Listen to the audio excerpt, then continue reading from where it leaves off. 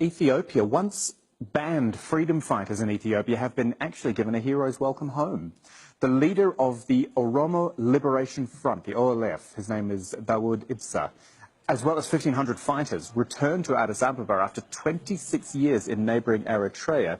The OLF's been fighting for self-determination for Ethiopia's largest ethnic group since the 1970s. Prime Minister Abiy Ahmed removed the OLF from a terrorism list earlier this year as part of political reforms. Well, the leaders of the OLF are just the latest opposition members to return home. A week ago, it was leaders of the Ginbot 7 who'd had a homecoming. They'd been in exile for more than 10 years when their party was outlawed. The OLF, Ginbot and the Ogaden National Liberation Front had been on the government's terror list for years. But in July, Parliament voted to remove them, and the new Prime Minister invited them to come back and to take part in the country's political process in a peaceful manner.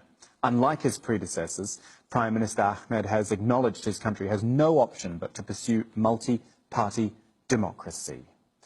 We have got Jawar Mohammed with us now, Executive Director at Oromia Media Network, joining us on Skype from Addis Ababa. Thank you for your time, Jawar. I mean, this is an exciting day, I guess, for the Oromo and for many other political groups. Why is it happening now? Is it all down to this new Prime Minister? It's a historic day indeed, after almost 50 years of struggle, and after being founded some 40 years ago, the OLF has come home. About 4 million people attended today's event. It's a historic day. The reason is the Oromo region, the Oromia region, has been protesting for the last 4 years. They have been the primary cause of the change. They forced the authoritarian government to undertake reform, and we are in the path to transition. And today's event shows a significant milestone towards reconstruction and transition to democracy. It's an exciting time and a very special day. Do you think the Oromo can really now have a voice? I know you've been obviously struggling for that voice for so long. Do you think the Oromo can integrate properly into the political process after so many years out of it? Yes, indeed. I think the integration is the only way forward. Now we do have an Oromo Prime Minister who has shown that the Oromos have vested interest in transitioning the country to democracy, in keeping the country together. This has been the most hopeful time this country has ever seen since its establishment. There is a lot of excitement. I came back here months ago. The happiness and the excitement, optimism in this country is intoxicating. And there is a negotiation, there is a discussion going on all corners, and the Oromos are showing that they can lead this country. They can lead it, they can wage peaceful struggle, they can take power, and they can control power responsibly, and they can transition the country to democracy.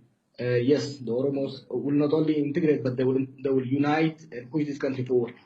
And the other opposition groups as well, do you talk to them? Do you discuss, I guess, the future path forward for the opposition? Yes. Last were a medium only for the ruling party. Now the state-controlled media is entertaining all kinds of opinions. There are various opposition groups who are coming from abroad, others who are underground coming up. There is an ongoing negotiation. There is a plan for a national conference to pave the way for a peaceful election in the coming 2 years. Yes, there is a negotiation, there is dialogue. Of course, it's not enough, but the beginning is very promising. Jawar Mohammed joining us from Addis Ababa. Thanks so much for your time. Do appreciate it.